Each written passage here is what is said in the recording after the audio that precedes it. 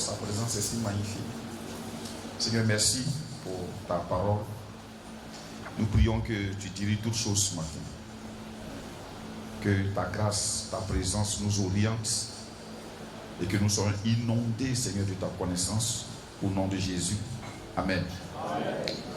Alors, dimanche passé, nous avions parlé de 2 alliances. On avait dit qu'il y a une qui donne la mort. C'est l'alliance que Dieu a tissée au mont Sinaï avec son peuple.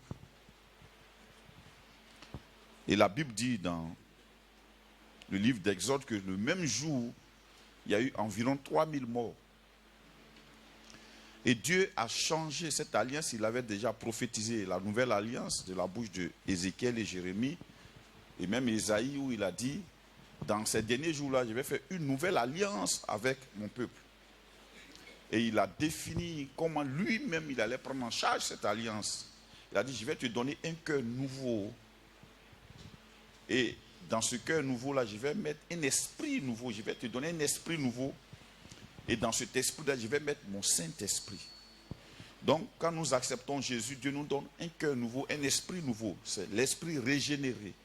Alléluia. Donc, notre esprit régénéré est puissant, est à l'image de Jésus. Et le Saint-Esprit vient habiter dans cet esprit régénéré. Et nous devenons une seule chair avec Dieu. Et nous sommes, je voulais dire, une seule chair avec Dieu. Alors donc, ces 2 alliances, on peut les photographier telles. L'alliance du mont Sinaï, elle a pour voie d'application l'obéissance à la loi. Elle a pour administrateur la loi. La nouvelle alliance a pour voie d'activation la foi. Et a pour administrateur l'Esprit Saint. Alléluia. Alors, dans l'ancienne alliance, Dieu dit à l'homme, tu feras ça, tu feras ci, tu feras ceci, tu feras cela. Et dans la nouvelle alliance, Dieu dit à l'homme, voilà ce que j'ai fait pour toi. Voilà ce que j'ai fait. Et je te donne un appui, une aide qui est le Saint-Esprit, le consolateur, le paraclétos. Il sera avec toi, il sera en toi. Et il va accomplir telle chose, telle chose, telle chose, telle chose, telle chose. Alors, dans l'ancienne alliance, l'homme travaille, il agit. Dans la nouvelle alliance, l'homme se repose, Dieu travaille. Alléluia. Dans la nouvelle alliance, dans l'ancienne alliance, l'homme cherche la pureté. Dans la nouvelle alliance, Dieu a rendu l'homme pur.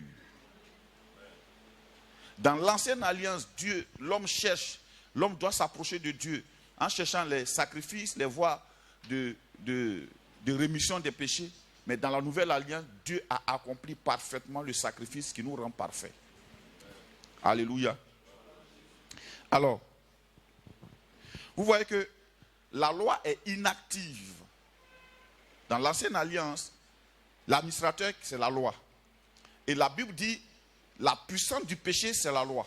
Donc la loi, elle est inactive, mais elle rend puissant, elle donne une puissance au péché. Or, dans la nouvelle alliance, l'administrateur qui est l'esprit est actif. Il agit, il sanctifie, il purifie, il dirige, il console. Alléluia. Il enseigne le Saint-Esprit. Or, la loi ne nous enseigne pas, la loi nous montre la voie à suivre. Et la loi te dit, voilà ce que tu dois faire. Amen. Voilà ce que tu dois faire. Gloire à Dieu. Maintenant, sous notre ère, on est sous la nouvelle alliance. Ce n'est pas parce que nous sommes sous la nouvelle alliance que nous vivons vraiment la nouvelle alliance. Beaucoup vivent encore sous l'ancienne alliance. Comment est-ce qu'on arrive à découvrir ça?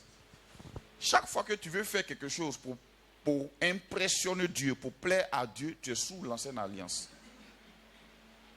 Dans l'ancienne alliance, l'homme veut faire. Dans la nouvelle alliance, Dieu a fait.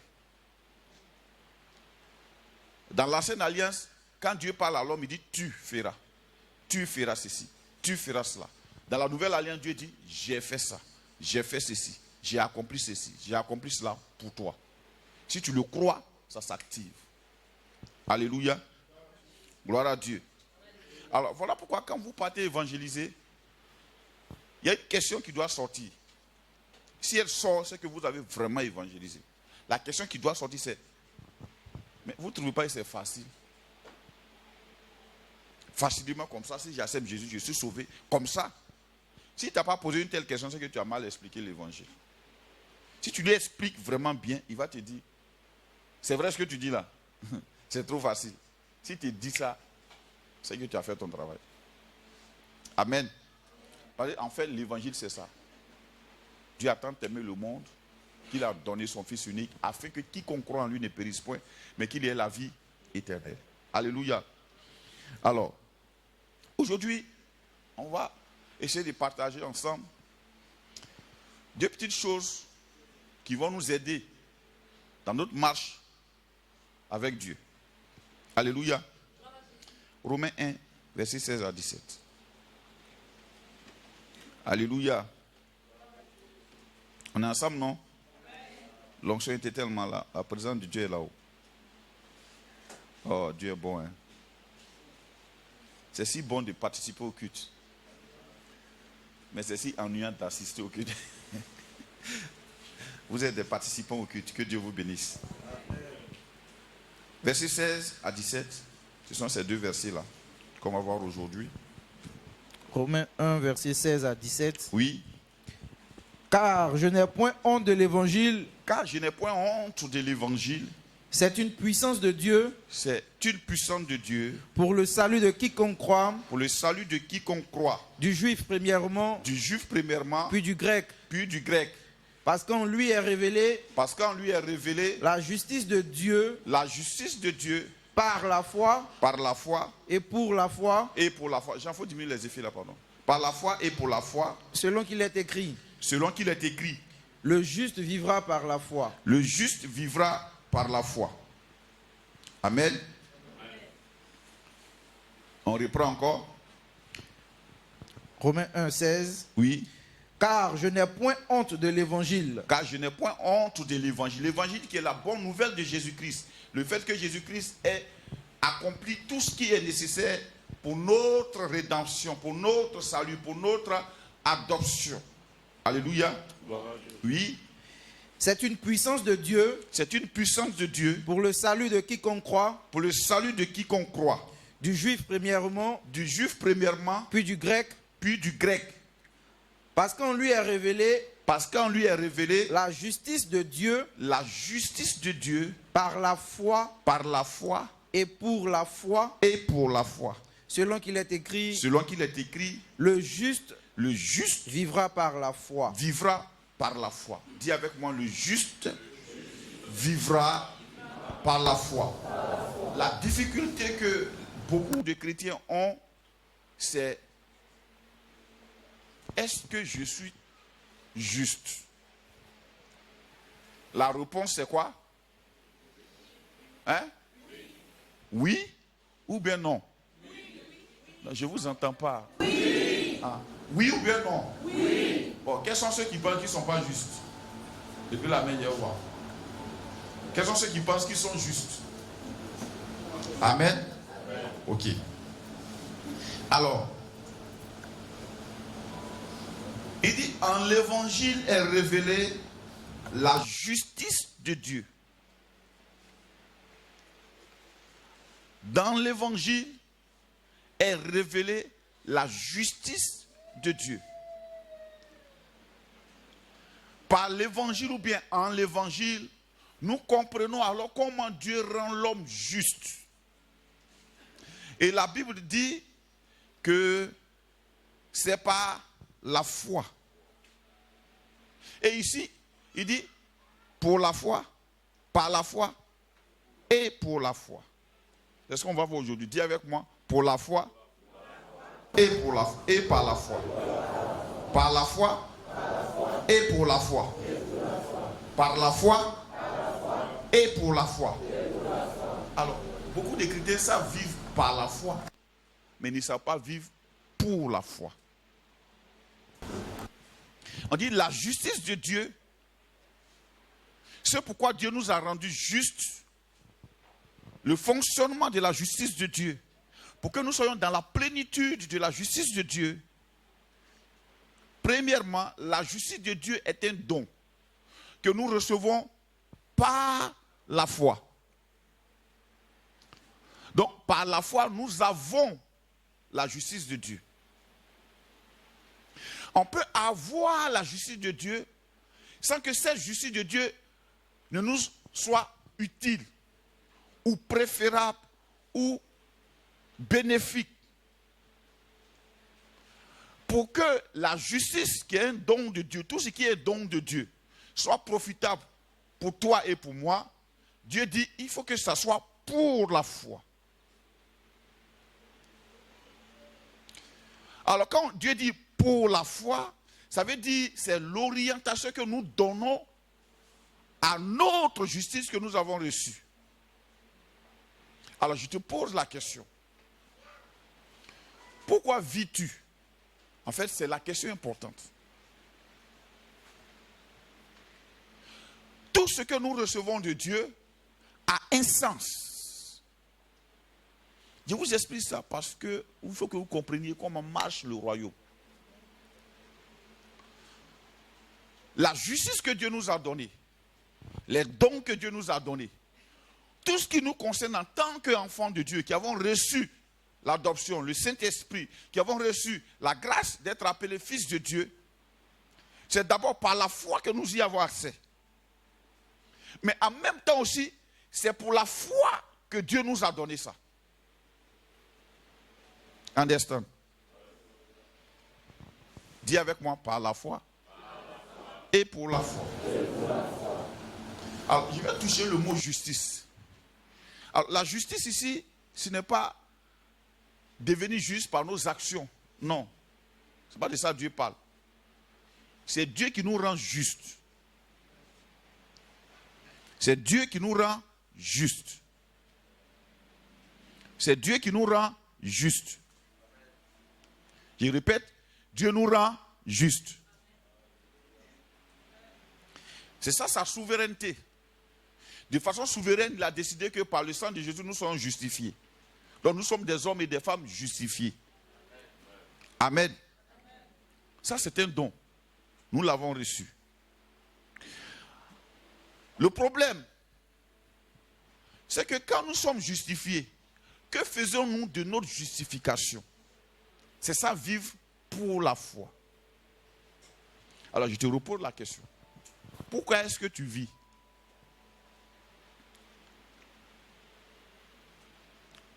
Si on arrive à régler ça, frère, notre vie chrétienne sera, c'est ça la meilleure des délivrances. Si on arrive à comprendre ça, c'est la meilleure des délivrances. Alors, pourquoi est-ce que tu vis? Beaucoup de chrétiens luttent avec eux-mêmes parce qu'ils n'ont pas compris pour la foi. Ils ont compris par la foi. J'ai accès à Dieu par la foi. J'ai tout ce que Dieu me donne par la foi. Si j'active ma foi, je peux avoir beaucoup d'argent. Si j'active ma foi, je peux me marier. Si j'active ma foi, je peux travailler. Je le travaille par la foi. C'est un don pour un chrétien de travailler. C'est un don pour un chrétien d'être marié. La Bible dit, une femme sage est un don de Dieu. C'est un don. En tant qu'enfant de Dieu, tout ce que nous recevons est un don.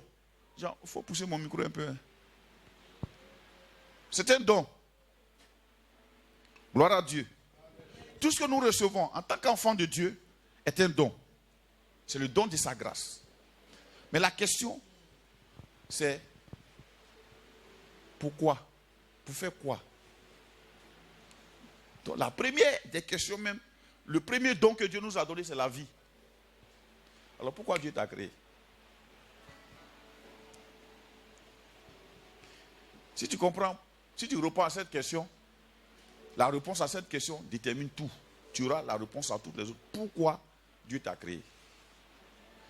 Pourquoi tant de spermatozoïdes et c'est toi qui as survécu? Pourquoi Dieu t'a donné cette taille que tu as, cette forme que tu as, ce visage que tu as? Pourquoi?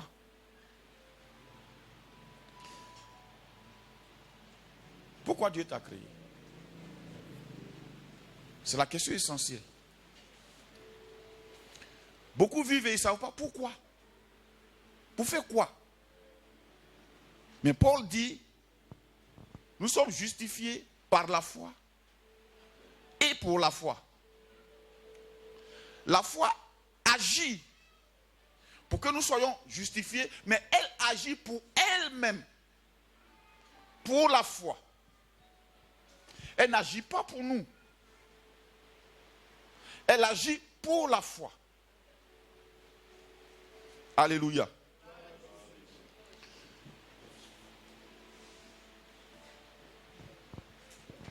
Je crois que nous sommes nés par Dieu et pour Dieu. Je crois aussi que nous sommes devenus chrétiens pour Dieu et par Dieu. C'est la question que tu poses ce matin. Pourquoi es-tu là? Et je vais être sincère avec toi, frère. Si tu es là pour toi, je suis désolé.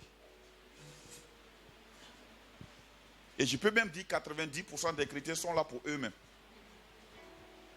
Sauvés par la foi, mais vivant pour eux-mêmes. Marchant pour eux-mêmes, agissant pour eux-mêmes. La Bible dit, par la foi et pour la foi.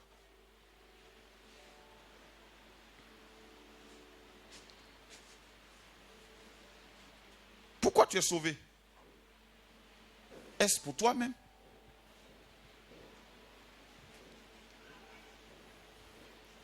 Bon, je ramène la question même à la vie naturelle. Pourquoi tu t'es marié? Est-ce pour toi-même? Pourquoi tu travailles? Est-ce pour toi-même? Par la foi et pour la foi. Dis avec moi, pour la foi. En fait, pour nous-mêmes, la foi ne peut pas travailler de façon active parce que notre besoin même est si petit. Mais pour la foi,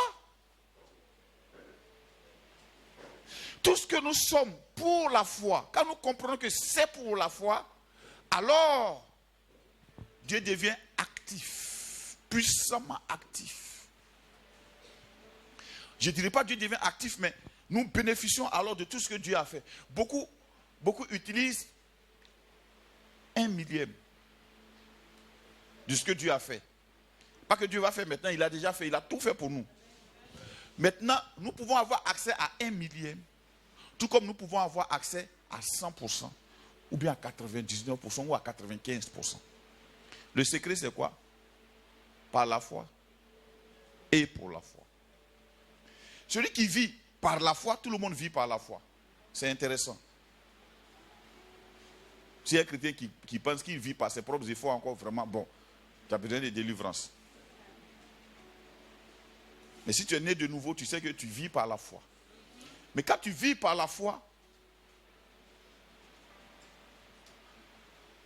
tu vis par la foi pour la foi. Je ne pourrais pas dire que tu dois vivre pour la foi. Non. Tu vis par la foi et pour la foi.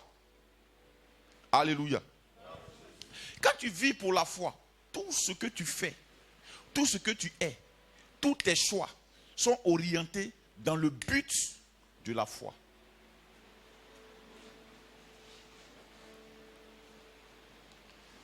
Je vais vous encourager, frères et sœurs, à vivre une vie un peu plus haute.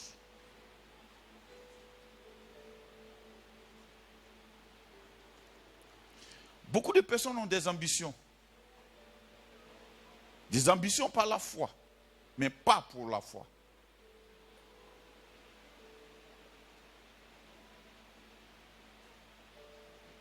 Celui qui vit pour la foi, c'est Christ qui est au centre de sa vie. Celui qui vit pour la foi, tout est focalisé sur Dieu.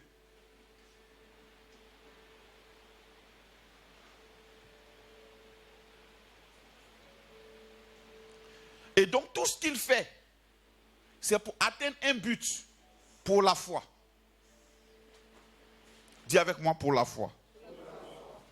Alors, comment on arrive à vivre pour la foi? Alors, on va aller visiter deux justes. Et j'irai même dans l'Ancien Testament pour qu'on puisse comprendre. Je sais, quand quelqu'un vit pour la foi, c'est pour celui qui vit pour la foi que Paul a dit, toutes choses concourent au bien de celui qui aime Dieu. Il n'a pas dit pour celui que Dieu a aimé. Vivre pour la foi, c'est ça, aimer Dieu. Amen. Dieu nous a aimés. Ça, c'est indéniable. Dieu nous a fait vivre, c'est indéniable. Il nous a protégés, c'est indéniable. Mais est-ce que nous, quelle est notre réponse? Notre réponse doit être aimer Dieu. Aimer Dieu. Alors, aimer Dieu, c'est quoi? C'est vivre pour la foi. Alors, sortons un peu de l'église, on va comprendre. Parce que très souvent, quand on parle de vivre pour la foi, les gens pensent venir à l'église à l'heure, bon, péché, non, ce n'est pas de ça qu'il est question. Il est question de plus grand que ça. Dans tous les détails de ta vie, est-ce que le mobile, c'est Dieu? Je prends un exemple. Vous voyez, pour nous les hommes et pour les hommes chrétiens, j'ai pris que vous soyez délivrés de ça parce que c'est démoniaque. Beaucoup d'hommes vivent avec ce verset de Paul. L'homme est le chef de la femme.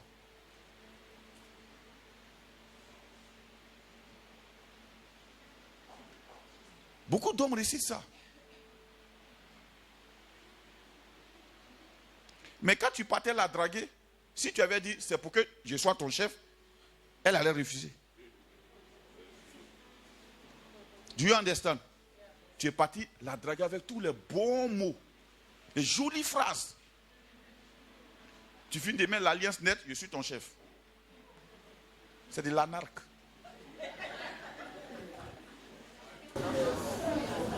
Vivre pour la foi.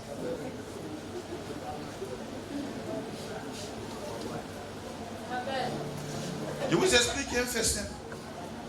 Non, je vous explique un fait simple. Frère, vous savez, on ne peut pas prêcher sans toucher, sans prendre des illustrations. Je vous dis, 90% des chrétiens vivent ainsi. Vous n'avez pas fait attention. Quand on parle de ça, les gens pensent qu'on est en train de parler de leur vie privée. Bon, si c'est de ta vie privée que je parle, gloire à Dieu, je suis là pour ça. Je suis là pour que tu sois converti. C'est mon travail. Je suis là pour que tu sois converti. Je ne suis pas là pour me plaindre de toi. Je suis là pour que tu sois converti. C'est mon travail et c'est mon rôle.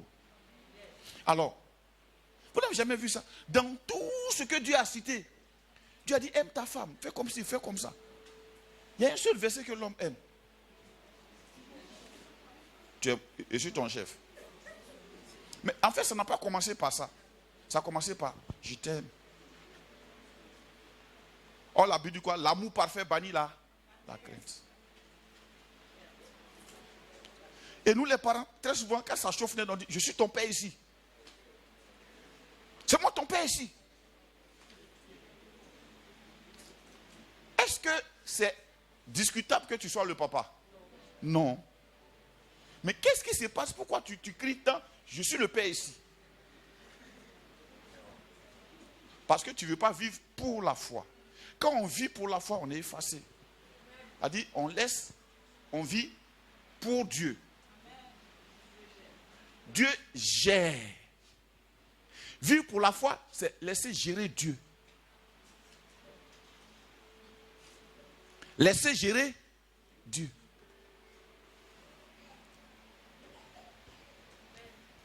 Alors comment est-ce qu'on laisse gérer Dieu? C'est ce que je vais vous montrer. Vous savez, ce matin, avant de descendre, ma femme m'a donné un conseil qui est une prière pour son cœur en même temps. Mais je sais que ça sortait de l'âme de Dieu, du cœur de Dieu. Elle m'a dit une parole que je ne vous dirai pas parce qu'elle ne vous concerne pas. Elle me concerne. Elle m'a donné une orientation pour dire, fais comme ci. Et je lui ai dit, j'ai compris. Alors, vivre pour Dieu, c'est laisser gérer Dieu. Les gens souffrent parce il y a des choses, il laisse. Non, Dieu laisse, reste tranquille, moi je peux gérer ça. Tous les détails de vos vies, laissez Dieu les gérer. Amen. Laissez Dieu les gérer. Tous les détails, dis bien tout, dis avec moi tout.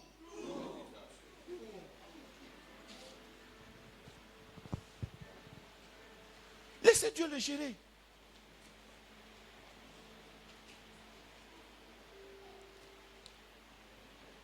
Si tu laisses Dieu gérer tous les détails de ta vie, il y a beaucoup d'avantages. 1, tu gagnes le temps. 2, tu t'épuises moins.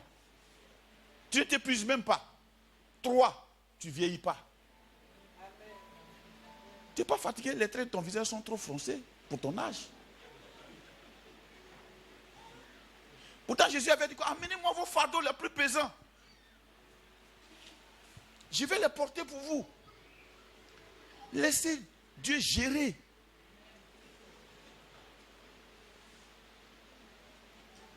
Laissez Dieu gérer, c'est laissez-le faire. Et souvent quand on parle de ça aux gens, ils disent, pasteur, qu'est-ce que tu veux dire? Que je sois inconscient? Mais il y a des responsabilités. Oui, il y a des responsabilités. Je n'ai pas dit qu'il n'y a pas de responsabilités. Il y a des responsabilités. Oh frère, moi j'ai beaucoup d'ambition. Je suis allé à l'école. J'ai laissé mon travail pour le ministère. Tu penses que c'est pour marcher à pied? Non. Tu penses que c'est pour être malheureux? Non. Tu penses que c'est pour dépendre de toi? Non, j'ai mon orgueil. Mais il faut que je laisse Dieu gérer. Il est trop grand que moi, mon cœur. Si je vais gérer, je vais limiter Dieu. Et la plupart du temps, quand tu gères, tu limites Dieu. Dieu est plus grand que nous. Ses projets sont plus grands que nos projets. Laisse Dieu gérer.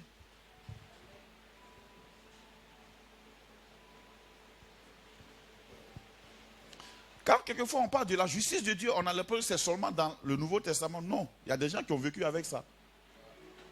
Amen. On va voir leur secret.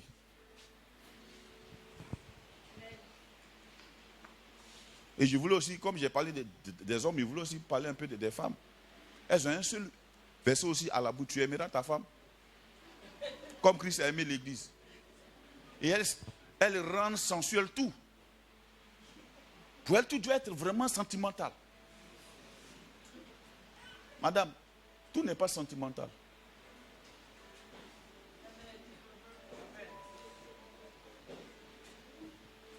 Un enfant, ça s'éduque. Tout n'est pas sentimental.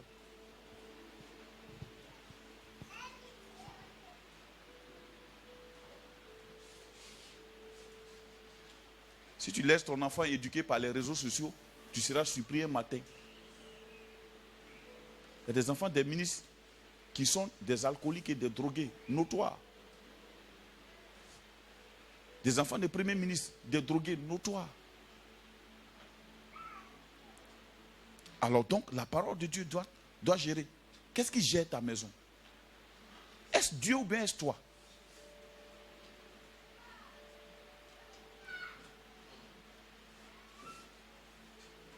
Un enfant est capable de comprendre la parole de Dieu, dit, je m'applique à ça.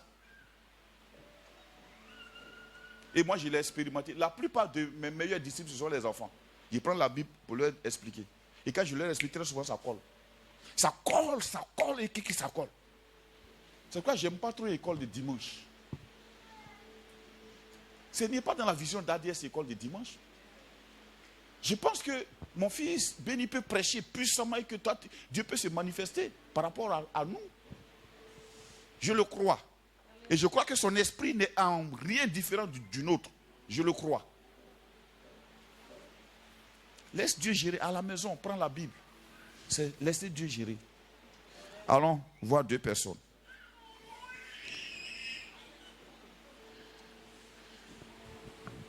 Genèse chapitre 5, verset 24. On parle du juste. Vivre pour Dieu. Dis avec moi, vivre pour Dieu. Pour Dieu. Vivre pour la foi.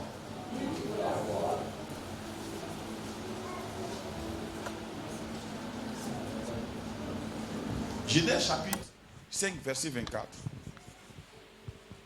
Oui. Genèse 5, verset 24. Oui. Enoch marcha avec Dieu, Oui. puis il ne fut plus, Oui. parce que Dieu le prit. Ah. Dis avec moi, Enoch marcha avec Dieu. Bon.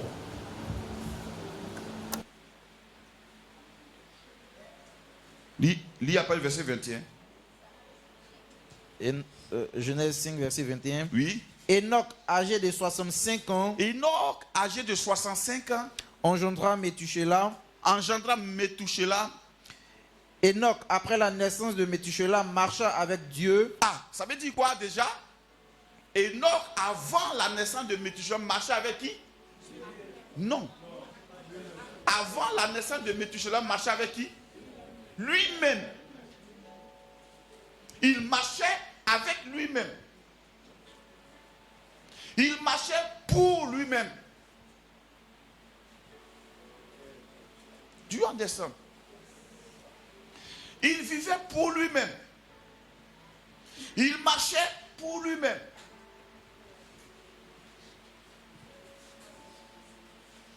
Il avait 65 ans.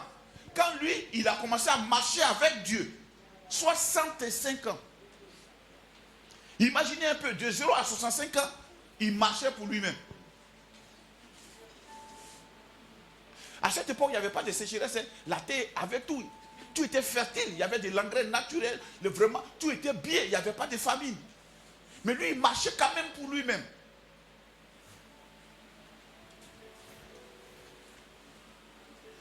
Frère, marcher pour Dieu ne dépend pas de ce que nous possédons.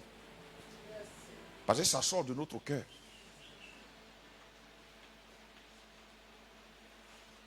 « 65 ans. Il a comme après la naissance de Métouchélam, qu'est-ce qui s'est passé? Dieu s'est tué dessus, je ne sais pas. Mais c'est juste qu'il a dû avoir un déclencheur. Et il a commencé à marcher avec Dieu. Peut-être qu'il était un peu fatigué de tous ces efforts qu'il faisait. Et puis il était un peu emprisonné. Il dit, mais attends, comment je vis là? Il faut que j'arrête un peu. Je vais chercher Dieu. Je vais essayer Dieu. C'est un descendant d'Adam.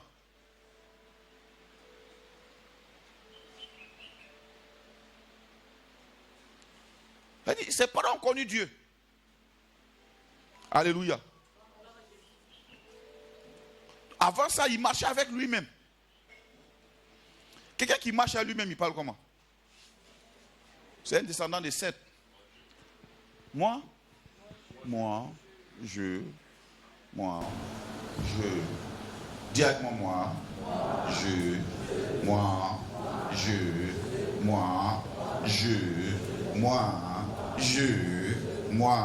et je.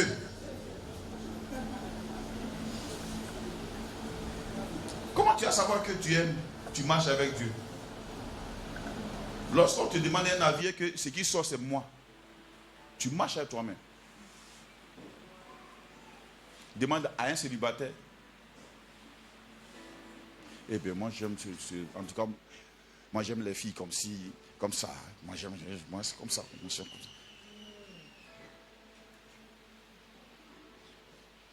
Demande à un chômeur. Moi, il faut que je travaille, il faut que je il s'en fout. Lui qui est en face, il souffre pas, c'est pas son problème. Il faut que lui, pour son travail, il faut que tout le monde meure. Bon, on va mourir et puis tu seras content. S'il ne travaille pas, tu as fait quoi? Il faut que je travaille, moi, mais je ne comprends pas pourquoi Dieu ne me donne pas de travail, pourquoi Dieu ne me donne pas ceci, pourquoi Dieu me... Tout est je, moi. Il marche avec lui-même.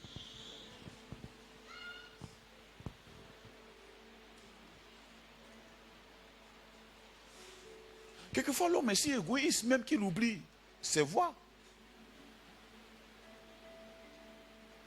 Moi, j'ai vu des amis pharmaciens, mais quand on était à l'école là, qui étaient des bons tricheurs.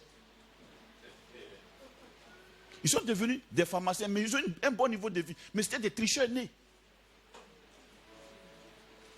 Il y a un que j'ai croisé chez les pharmaciens, il me croyait déjà en Europe, quelque part là-bas. J'étais tellement brillant, il dit non, lui, là, il ne peut pas être ici. Eux tous ont pensé que je suis devenu pasteur. Lui, il est devenu quoi? Pharmacien. Il a beaucoup d'argent. Mais c'était un tricheur.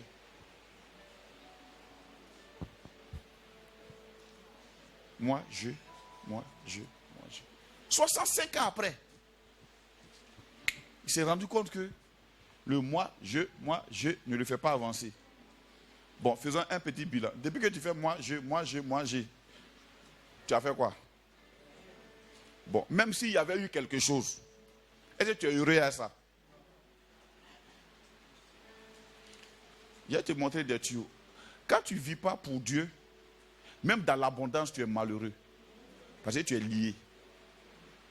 Tout ce que tu fais est calculé, lié.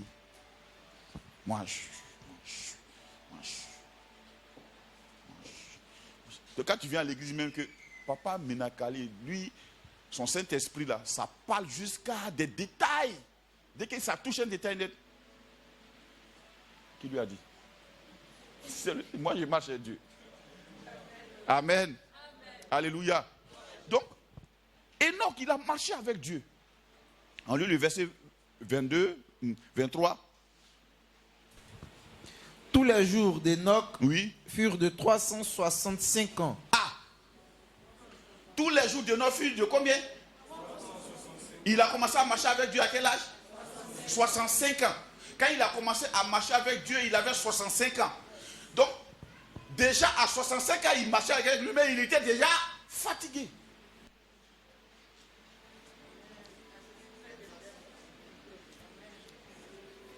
Et quand il a commencé à marcher avec Dieu, vous savez ce qui s'est passé? Il s'est rajeuni d'une manière qu'il est devenu même un embryon. Dieu a cette capacité d'accélération. Il a cette capacité de transformation. Que quand on marche avec lui, on devient régénéré. Il a marché avec Dieu. Et il a vécu 300 ans après qu'il ait commencé à marcher avec Dieu. Je suis convaincu que Enoch allait mourir peut-être à 150 ans. Alléluia.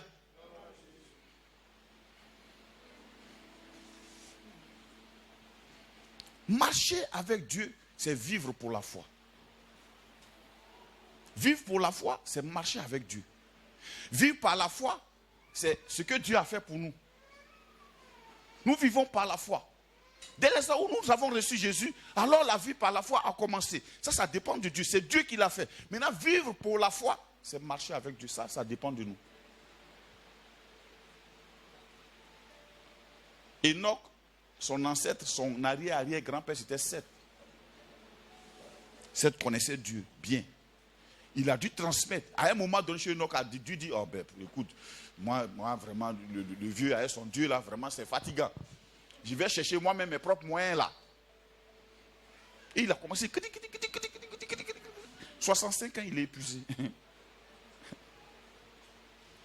C'est difficile dans un foyer de vivre dans un foyer où il n'y a pas Dieu.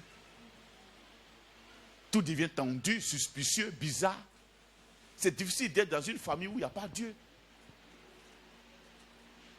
C'est difficile d'être dans une congrégation où Dieu est mis dehors. Où le Saint-Esprit n'agit pas. On vit là par la loi. On peut trouver quelque chose de pas trop de valeureux et puis mépriser ça.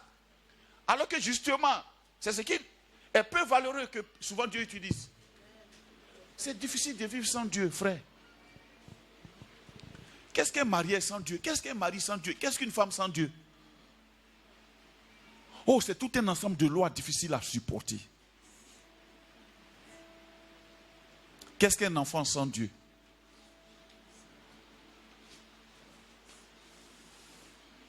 Un enfant sans Dieu, il te mettra sur le fauteuil blanc. Assieds-toi là que je te parle. Un enfant sans Dieu. Qu'est-ce qu'une jeunesse sans Dieu? Une jeunesse qui ne prie pas. Alléluia. On va prendre le deuxième personnage.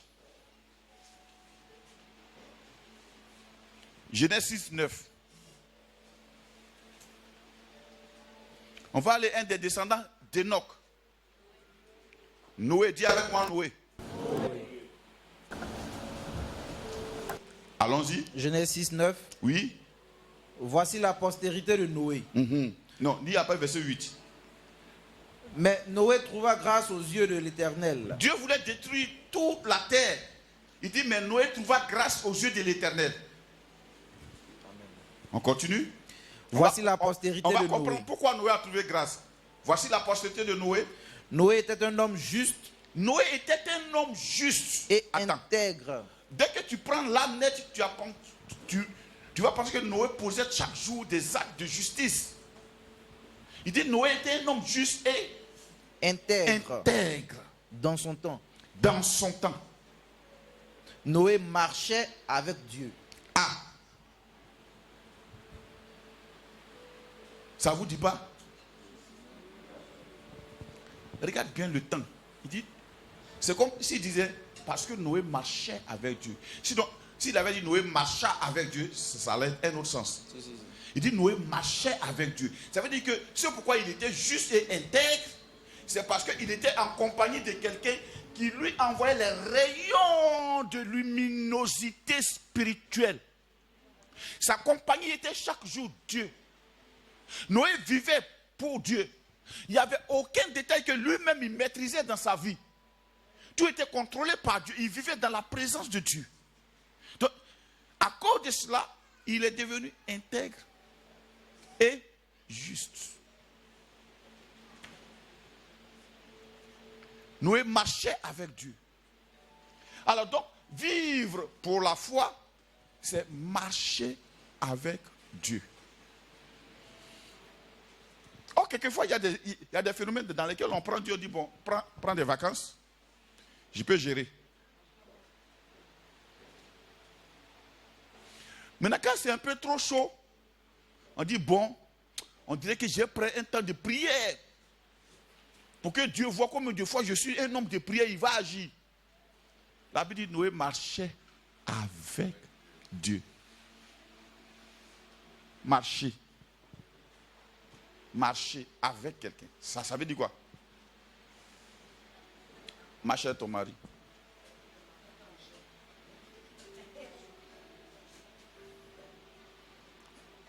Oui, marchez, marchez. N'ayez pas honte, marchez. Voilà, marchez. Voilà.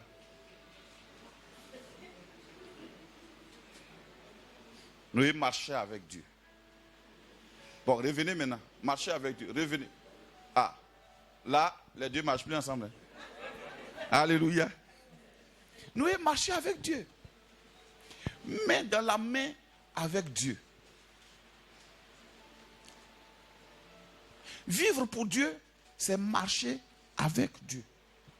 Vivre pour la foi, c'est marcher avec Dieu. Et quand nous marchons avec Dieu, c'est sa compagnie qui fait que son rayonnement vient sur nous et nous sommes justifiés. Sinon, aucun homme sur la terre, la Bible dit qu'à tout son péché. Et puis lui-même, il dit encore que Noé, lui, il a été intègre et juste. Comment? Si tout son péché, où était Noé? Noé était parmi tous qui ont péché. Mais Dieu l'a regardé comme juste et intègre parce qu'il marchait avec lui. Marche avec Dieu, frère.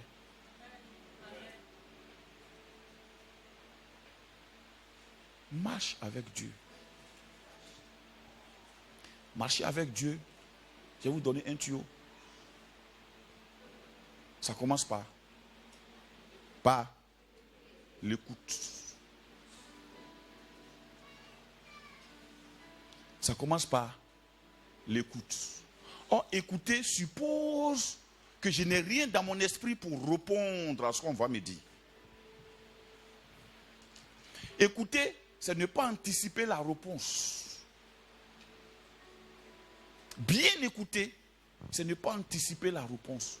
C'est aussi de rien avoir de préétabli dans mon esprit. Si je veux écouter vraiment quelqu'un, je n'ai rien de préétabli. Or, nous les chrétiens, on a beaucoup de choses préétablies. Je m'en vais voir Dieu, il faut qu'il me parle, sur mon mari, il faut qu'il me parle sur moi. Tu as déjà préétabli des choses. Et ce que Dieu va te dire, si c'est différent de tout ce que tu as dit, est-ce que tu pourras l'écouter?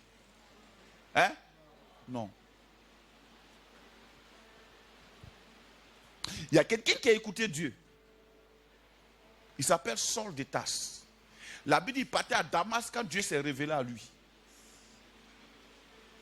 Il y a eu une lumière. Il est tombé par terre, il s'est relevé, il a posé une question à Dieu. Quelqu'un peut trouver la partie là? Conversion de Saul. On a fini, hein?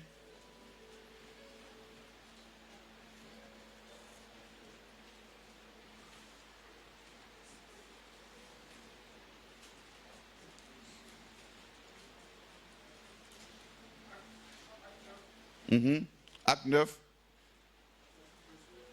Lis après verset. Ouais. Non, pas parole vivante d'abord. Oui. Oui. Lis après verset 4. C'est ça, non? 4. Oui. Non, non, 3. Comme il était en chemin, oui. Comme il était en chemin. Et qu'il approchait de Damas, Son micro, oui. tout à coup, une lumière venant du ciel resplendit autour de lui. Là, il était encore bon païen, persécuteur de l'église, oui. Il tomba par terre Il tomba par terre. et il entendit une voix qui lui disait: Et il entendit une voix qui lui disait: Saul, Saul, Saul, Saul, pourquoi me persécutes-tu? pourquoi me persécutes-tu? Il répondit: Il répondit: Qui es-tu, cette Seigneur? question, c'était la question venant d'un païen d'abord. Qui es-tu, Seigneur? Donc lui ne connaissait pas Jésus-Christ.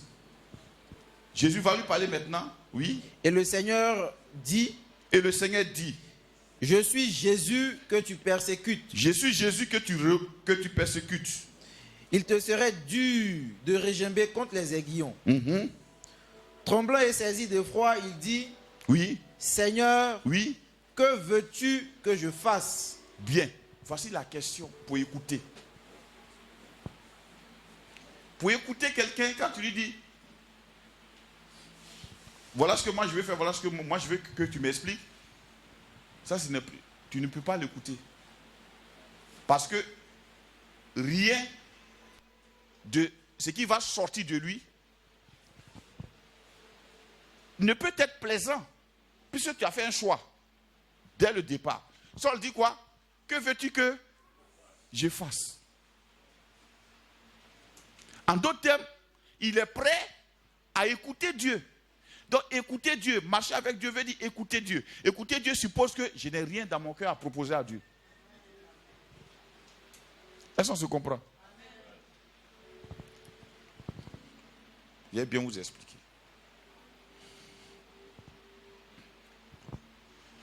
Beaucoup de chrétiens marchent avec une vision comme ça.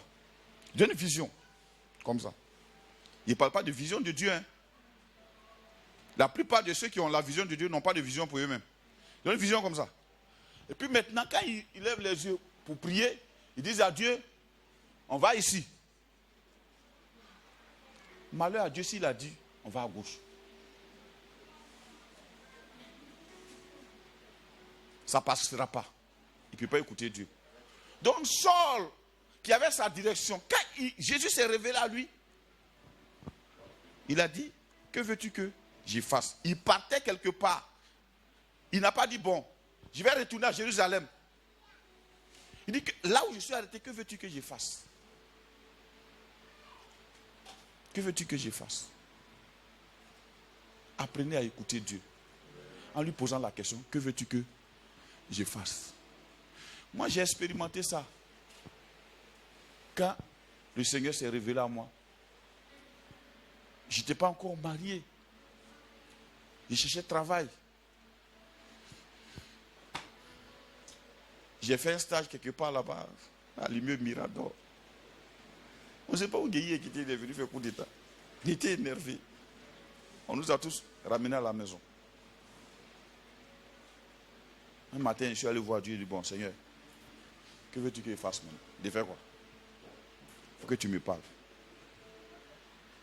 Et quand il m'a parlé, ce qu'il m'a demandé était fou.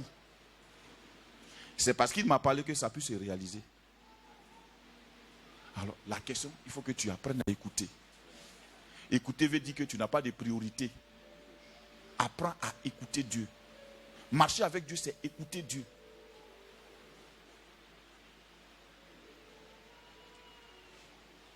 Alléluia.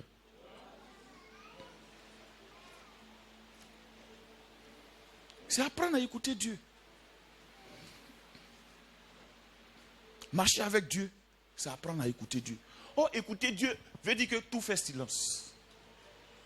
Alors, est-ce que tout peut faire silence chez toi?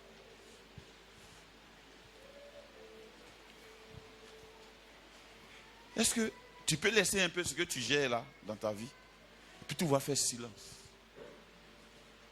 Parce qu'en fait, le Saint-Esprit n'est pas un Dieu qui lutte avec l'homme. À notre tour là, il ne combat plus avec nous. La Bible, il a lutté à Jacob. Et Jacob a été son vainqueur. Mais nous, à notre tour, il n'y a pas de lutte. Dès qu'il vient, dès que tu veux lutter net, il s'assoit. Laissons-le.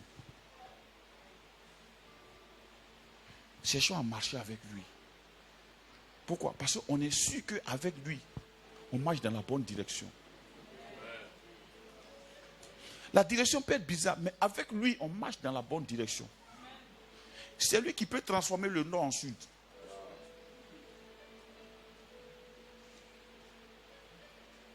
Il peut faire que l'Est devienne l'Ouest. Il peut faire que le désert devienne un lieu fertile. C'est lui qui peut faire ça. Qu'est-ce qui est essentiel? Que tu y arrives ou pas? L'essentiel, c'est que tu y arrives. Avec Dieu, bien sûr. Si tu arrives sans Dieu, c'est pas bon. Je peux même te dire, tu n'y arriveras jamais sans Dieu. Si tu ne veux pas t'arrêter à 65 ans, marche avec Dieu. Enoch a compris ça. 65 ans, il a commencé à marcher avec Dieu. Marcher avec Dieu, c'est écouter. Hier, j'ai reçu une de mes filles, c'était un de mes enfants de Yopougon. En quelques 15 à 30 minutes après qu'on ait fini de prier pour les baptiser de façon générale, je les ai pris à part parce qu'ils avaient des questions. En 15 à 30 minutes, quelque chose qui pouvait se passer en 2 ans, ça s'est passé en 30 minutes. Parce qu'ils avaient des questions. Dieu n'enseigne pas les sachants. Si tu sais trop, il ne t'enseigne pas.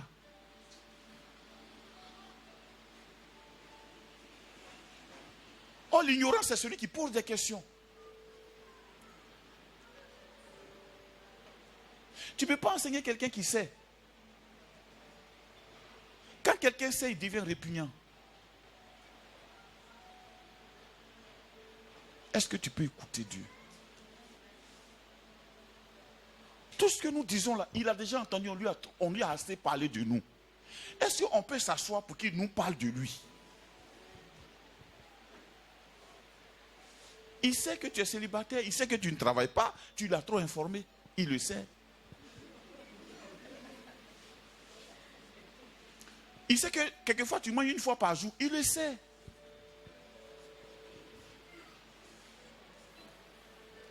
Il sait même souvent que vraiment tu as lutté. Quelquefois, mais tu te lui dis, je suis trop colérique. Il le sait. Avant que tu ne le dises, il le sait. Maintenant, est-ce que toi, tu es prêt à savoir de lui? Or, ce que l'homme n'arrive pas à faire, c'est écouter.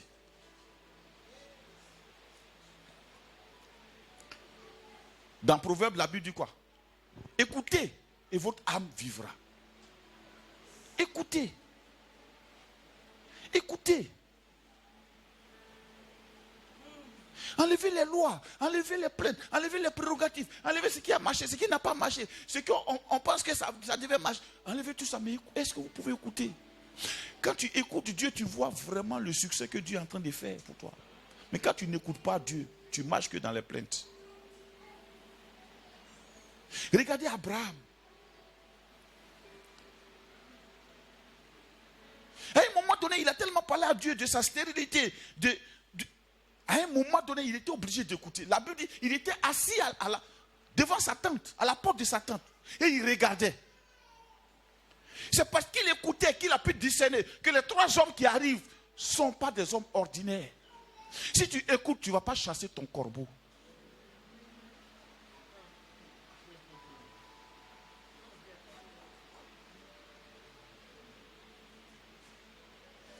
Quelquefois, ton corbeau est à côté et tu le chasses tous les jours. Écoutez. Il les a vus venir. Il a discerné que ces 3 personnes sont différentes. Ils arrivent chez lui.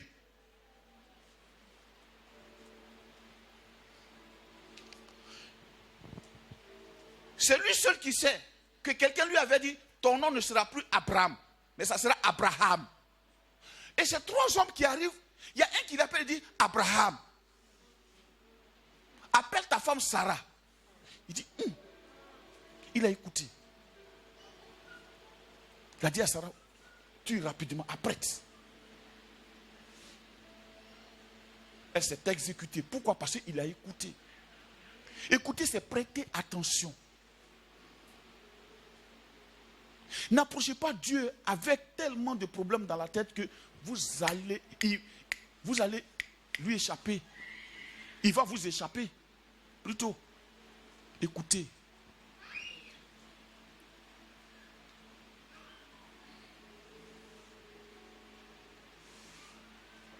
C'est pourquoi, dans les temps dans lesquels nous sommes là, ce sont des temps glorieux, frère. J'étais assis là et puis le Seigneur était en train de me parler. Mais sa voix était tellement magnifique. Il me disait, je te donne tant, je te donne tant, je te donne tant. Apprenez à écouter. Maintenant c'est bon. On a trop parlé à Dieu de nos problèmes. On lui a trop parlé même de nos succès. Quelquefois on lui a parlé de tout ce que nous savons.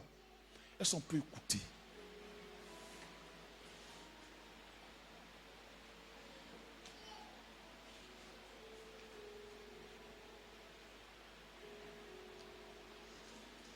Quelquefois, c'est l'écoute qui manque.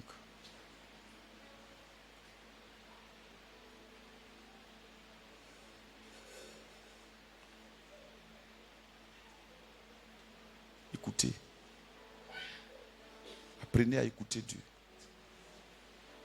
Alors, il sera toujours heureux de venir vous visiter. Il dit, je me tiens à la porte et je frappe.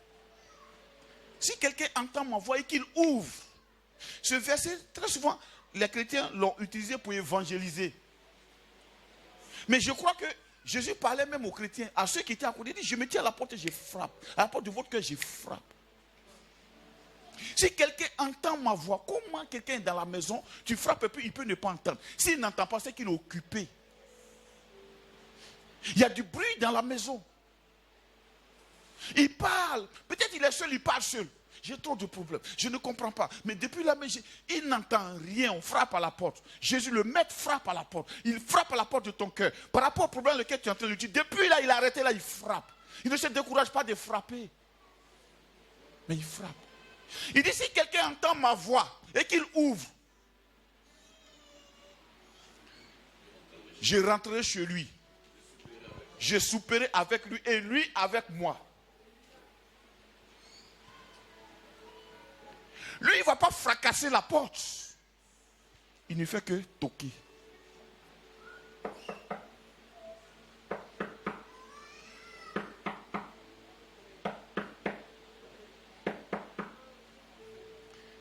Et comme il n'a pas dit je sonnerai, même si tu as mis une sonnerie, il ne sonnera pas. Il ne connaît pas la sonnerie, il dit je frappe.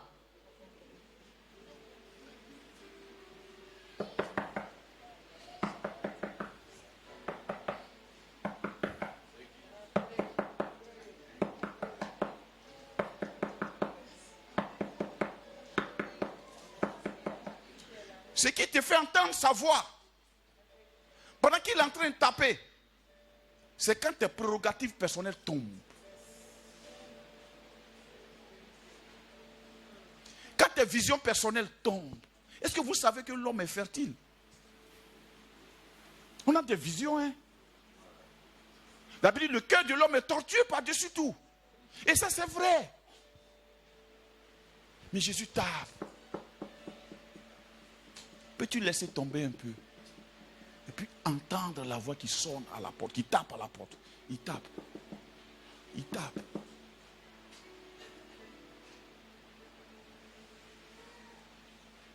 Ce que moi j'ai remarqué, il y a beaucoup de chrétiens, waouh, waouh.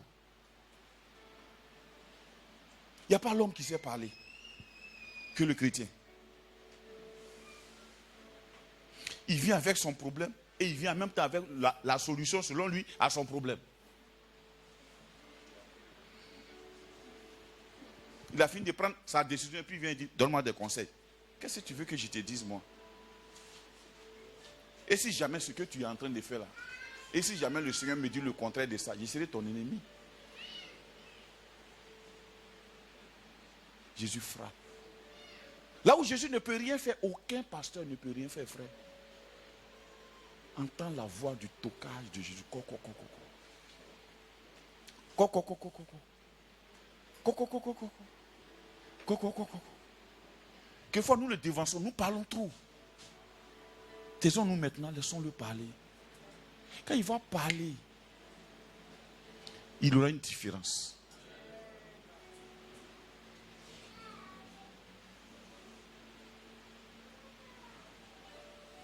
Regarde, c'est lui qui donne la direction,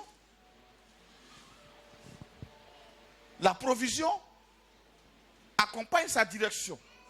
Il a dit à Élie, va au torrent de Kérige. Même quand le torrent quand il donne une direction, que jamais il y a un problème dans la direction, il est engagé. Mais quand il n'a pas donné la direction, il n'est pas engagé dans le problème. Il a dit à Élie, va au torrent de Kérige. Quand le torrent a séché, il est venu dire, move. Va à Sarepta.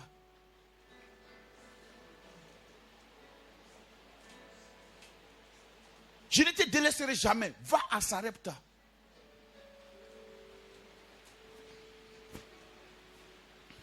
Or, le torrent que Jésus nous donne, lui, il ne tarit jamais. Il a dit à la femme samaritaine, je possède les sources d'eau vive. La femme, elle est venue là. Elle était venue, elle a rencontré. N'a-t-elle pas rencontré le Seigneur? Si. Mais elle a rencontré le Seigneur avec des prérogatives dans sa tête. Avec des préjugés dans sa tête. C'est un juif. Aujourd'hui, ce débat est beaucoup pour la question, mais pourquoi Jésus était juif? C'est comme poser la question à Dieu, Dieu, pourquoi tu es invisible? Parce qu'il a choisi que Jésus naisse juif. Parce que c'était la plus petite nation. Lui, il aime utiliser les petites choses pour confondre les grandes. À l'époque, Israël, l'Égypte était fort. Il a choisi la nation la plus faible. Vivant même au désert, au milieu de beaucoup de nations puissantes et riches.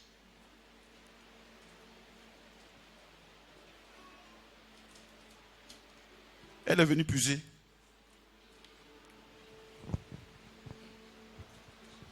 Au puits de son grand-père, Jacob. Et jusqu'à présent, frère, comme si la Bible n'était pas dans nos mains. On vient nous dire encore qu'il faut aller en Israël boire cette eau. Vous n'avez jamais vu ça à la télé? Moi, j'en vois toujours. Les gens vont là-bas, ils boivent. Ah!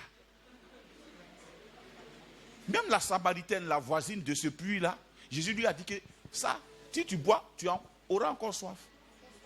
Est-ce que tu peux écouter? Elle est venue puiser avec des préjugés. Il arrive, il dit, donne-moi à boire. Déjà, la réponse était là. Quand elle a vu habillé d'une manière, c'est que c'est un juif, la réponse est préparée. Il n'y a rien de commun entre un juif et un samaritain. Pourquoi toi, tu es juif, tu me demandes l'eau à boire? Quelle est ta réaction quand il y a un corbeau qui marche sur toi? Tu penses tout de suite à sorcier. N'est-ce pas un corbeau qui a nourri Élie? Préjugé.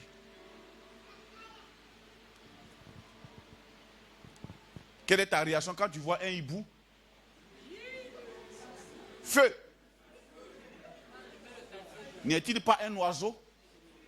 Si. Quelle est ta réaction quand tu as dormi et que tu as mangé dans ton rêve?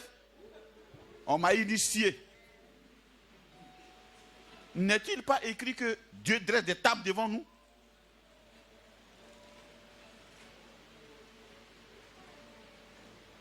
Est-ce que tu peux écouter? La femme dit, toi tu es juif, moi je suis samaritaine, et puis tu me demandes l'eau à boire. Jésus lui a dit quoi? Si tu savais. En fait, dans ce que tu écoutes de la part de Dieu, si tu savais ce qui est dedans, si tu savais la commission avec laquelle il est venu, si tu savais le Dieu qui frappe là, si tu savais seulement ce qu'il voulait faire avec toi, si tu savais seulement, tu ne serais pas là en train de pleurer pour un mari, si tu savais, tu ne serais pas là en train de pleurer pour un diplôme, si tu savais, tu ne serais pas là en train de pleurer si seulement tu savais. Si tu connaissais le don de Dieu qui te dit à toi, donne-moi à boire, tu lui aurais toi-même demandé de l'eau à boire. Et il t'aurait demandé l'eau vive. Elle ne peut pas écouter. Pourquoi? Parce qu'elle est charnelle, naturelle. Elle vit dans un environnement à 3 dimensions. Dieu vit dans un environnement à plusieurs dimensions. Il ne dirait même pas 4 dimensions. Plusieurs. Jésus dit, tu lui aurais demandé toi-même de l'eau à boire. Elle dit tout de suite, mais tu n'as rien pour puiser. Elle n'a pas un autre puits dans sa tête que le puits de Jacob. Tu n'as pas une autre voie d'exaucement que ce que tu as déjà imaginé. Il faut que ton patron t'élève. C'est la voie que tu t'es imaginée. Et tu arrives au travail, ton patron, il commence à te faire des remontrances.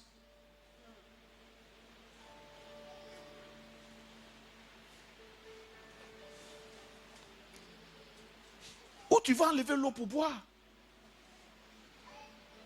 Tu n'as rien pour puiser.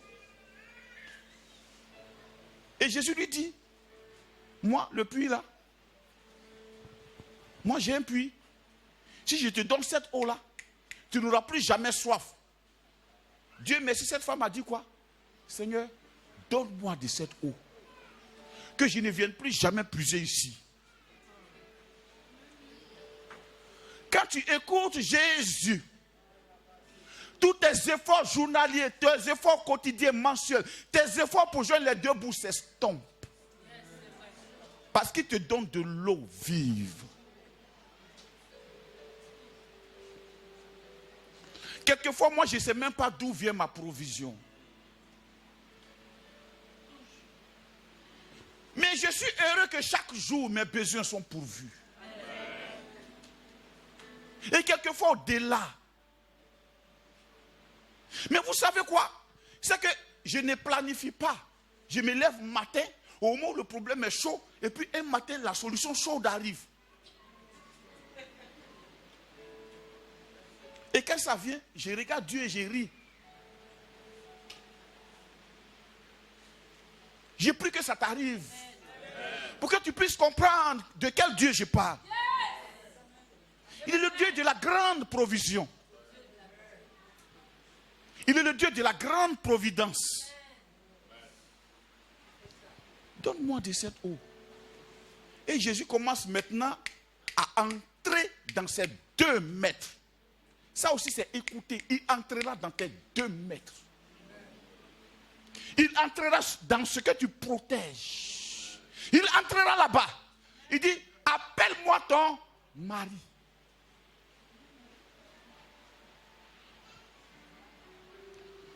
N'a-t-elle pas dit qu'elle a besoin d'eau vive? Jésus, tu as fait quoi avec son mari? C'est elle qui a besoin d'eau. Mais lui, il ne veut rien de caché devant lui. Appelle-moi ton mari. Elle répond, je n'ai point de mari. Il dit, tu as dit vrai. Parce que tu as eu 5 maris. Et celui avec lequel tu es maintenant n'est pas ton mari. En cela, tu as dit vrai. Jésus entrera dans tes 2 mètres. Es-tu prêt à la providence de Dieu?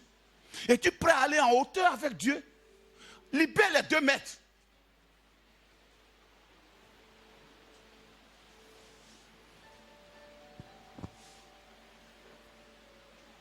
Souvent les gens disent qu'elle était prostituée. Non, la Bible n'a pas dit qu'elle était prostituée. On est parti au puits à 12 heures. Pourquoi? La Bible n'a pas dit pourquoi. Mais c'est Jésus qui a révélé qu'elle a eu 5 maris.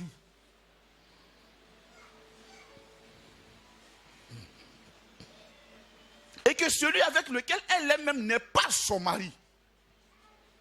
Vous pensez que si quelqu'un savait qu'elle sortait avec le mari, elle sortait avec son mari, ils allaient la laisser aller au puits seul? Ils allaient la rencontrer là-bas, même à midi ou à 13h pour la frapper. Personne ne savait avec qui elle sortait. Enlève ce protectorat qui te fatigue tant. En fait, c'est toi ça fatigue.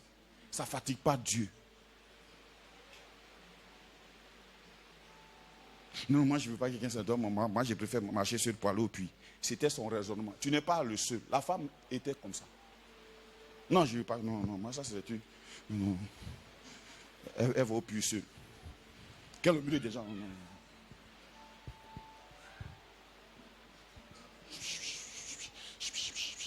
Tu ne pries pas, tu protèges.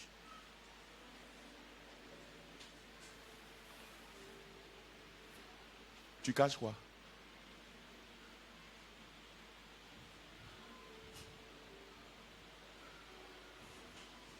Tu caches quoi?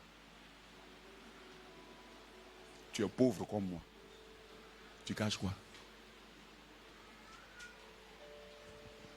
Mais si tu pensais que tu avais quelque chose, ton église est si petite, tu caches quoi? Là, il fait chaud ici, c'est même pas climatisé, tu caches quoi? Ton pasteur est si pauvre, tu caches quoi? Si ton pasteur est pauvre, tu es pauvre. Tu caches quoi?